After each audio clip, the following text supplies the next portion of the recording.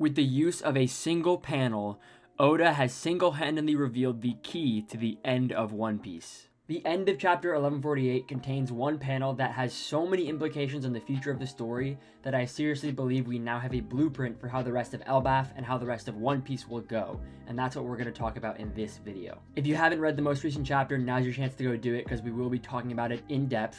And remember, if you enjoyed this video, make sure to like and subscribe. Let's get into it.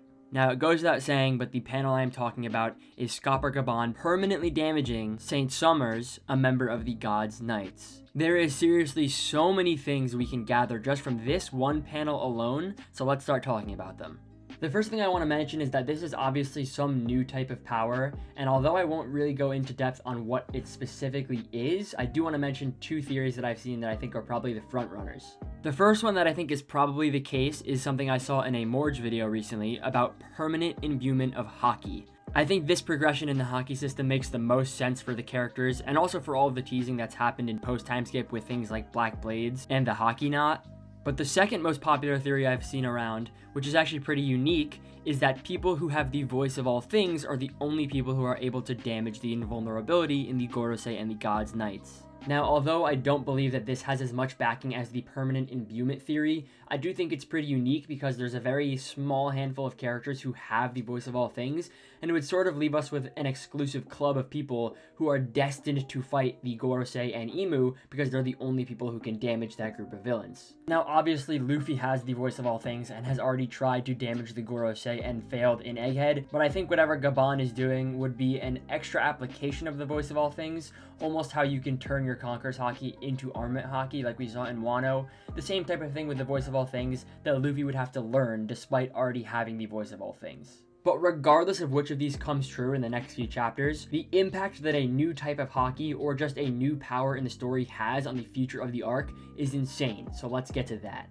This new power-up has insane implications on Elbaf in multiple ways because it means that the destruction of the God's Knights is imminent. What I mean by that is if Scopper was so easily able to handle Summers in one attack, I don't think the other two remaining God's Knights members can really hold their own against his power, so I definitely think the God's Knights are about to get destroyed. But what does that mean? Well, I think it could mean two things for the future of Elbaf depending on the path Oda wants to take. If Gabon is just going to clean up the God's Knights and they have to retreat because he's too powerful, Elbaf could be turning into a sort of a training arc for the Straw Hats.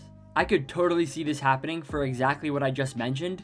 We need the Straw Hats to be able to damage the invulnerable people in the world government if we want the story to end, and there's really no more time in the story for us to learn those powers except if it's in Elbaf.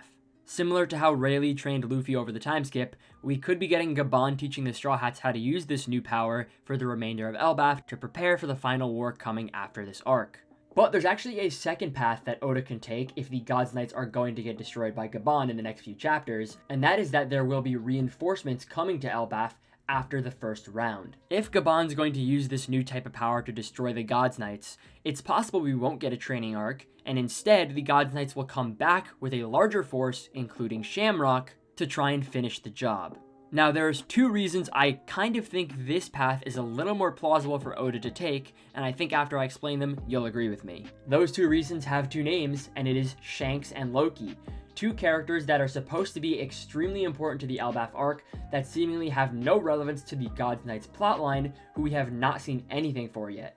If Oda decides to have Gabon defeat the God's Knights and have them retreat for the rest of the arc, these two characters don't really get their chance to shine in any combat, which I'm sure we all want, especially when Shanks' twin brother Shamrock would be the first candidate for reinforcements. I feel like we could definitely have a little period of training into reinforcements coming to Elbaf to finish the job, where Shanks and Loki show up and actually have something to do for the arc. But the biggest implication that this one panel has on the future of One Piece is easily power scaling. For the longest time, One Piece fans have known that the very top echelon of strength in the One Piece universe has been shrouded in complete mystery. What makes characters like Shanks, Mihawk, and Dragon so incredibly strong, although we haven't seen them fight pretty much at all? Well, I think that this new power-up is definitely what's going to separate those characters from the other top-tier characters like the Admirals or even previous Yonko like Kaido and Big Mom. As the One Piece story continues, it's only natural for the characters present in the story to continue to get stronger. That's how One Piece has acted for the entirety of its story. The more deep we get into the narrative, the stronger the characters are. We saw this very clearly with the Gorosei and Egghead, seemingly some of the strongest characters we've seen in the entire story, but a lot of people, including myself, were worried about characters like Kaido and Big Mom getting power cliffed, considering they were seemingly the strongest characters the universe had to offer. But now with the existence of a new type of Haki or some new type of power, the characters that are still shrouded in mystery, like Shanks, Dragon, and Mihawk, still have a chance to outshine those characters in a holistic, understandable way that doesn't power cliff the previous villains in the story. It also gives a whole new level for Luffy to reach as a main character. A lot of people after Wano were a little bit worried that he had no more room for growth other than the expansion of Gear 5's powers, and that he wouldn't really have any gigantic power up to earn in order to defeat Imu, and it wouldn't be as rewarding for the readers. Well, if there's a whole new type of power that he has to learn in order to even touch Imu in the first place, it would make sense that Luffy has a whole nother level to get to before he's at this Joy Boy level character we've been waiting for him to be. And finally, I just want to mention how crazy it is that one singular panel in one chapter of an almost 1200 chapter series has such incredible implications on the story that I could make a 10-minute video about one panel.